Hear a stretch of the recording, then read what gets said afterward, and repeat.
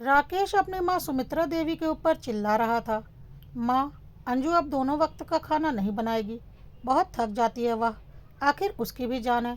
एक वक्त का खाना आप बना लेना। और हाँ, शाम के बर्तन भी आप धो लेना। अंजू से उम्मीद मत करना। आखिर उसकी भी तो सेहत का ध्यान रखना होगा। मेरी पत्नी है वह। बेचारी सुबह से लगी रहती है। ऊपर से दो दो बच्चे संभालना, उन्हें स्कूल भेजना, और फिर खाना बनाना, झाड़ू पोछा बर्तन। इस पर माँ ने बोला, बेटा, तो अंजू अपने परिवार के लिए ही तो यह सब कर रही है। और हर औरत अपने परिवार का काम तो करती ही है। और जो ऊपर ऊपर के काम होते हैं, जैसे सब्जी काटना, आटा गूंथना, पौधों में पानी डालना, दिया बत्ती करना, दूध लाना, साग सब्जी लाना, बच्चों को स्कूल छोड़ना और लाना, यह सब काम तो मैं और तेरे पापा ही करते हैं।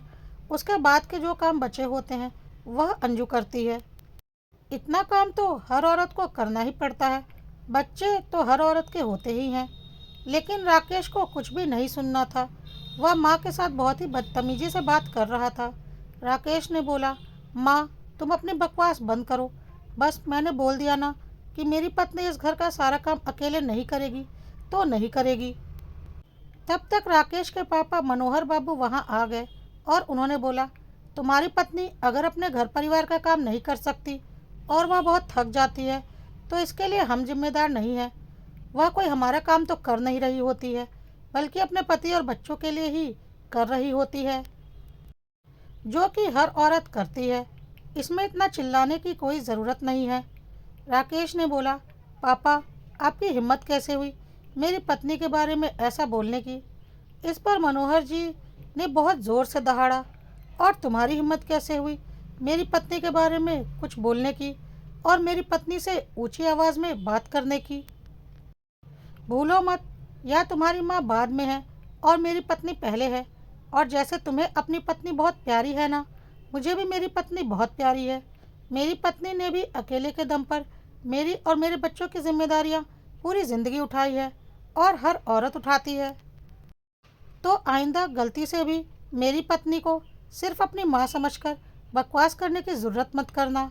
और हाँ, अब तक तो हम इस घर के ऊपर के सारे काम संभाल रहे थे। उसके बाद भी तुम्हारी पत्नी को बहुत कष्ट है कि मेरी पत्नी घर का कोई काम नहीं करती। तो मेरे ख्याल से तुम दोनों अपना परिवार अपने हिसाब से चलाओ। हमारा कोई काम वैसे भी तुम्हारी पत्नी नहीं करती। बस दो वक्त की रोटियां बनाती है हमारे लिए। खाने वाले हम बस दो मियाँ बीवी हैं। बाकी के चार लोग तुम्हारे ही परिवार के हैं। तो मैंने तय कर लिया है, मैं और मेरी पत्नी अपना खाना पीना खुद बना लेंगे। हम किसी के मोहताज नहीं हैं। और हाँ, आज के आज ऊपर वाले फ्लोर पर शिफ्ट हो जाओ अपने परिवार के साथ, और नीचे वाला फ्लोर खाली कर दो जहाँ मैं और मेरी पत्नी रहेंगे और अपना सारा काम खुद करेंगे।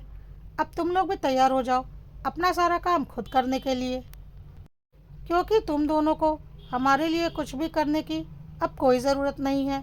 अगर तुम्हारी प्यारी पत्नी खुद नहीं कर सकती अपने काम और वह बहुत थक जाती है तो तुम उसके लिए किसी नौकरानी का इंतज़ाम कर लो।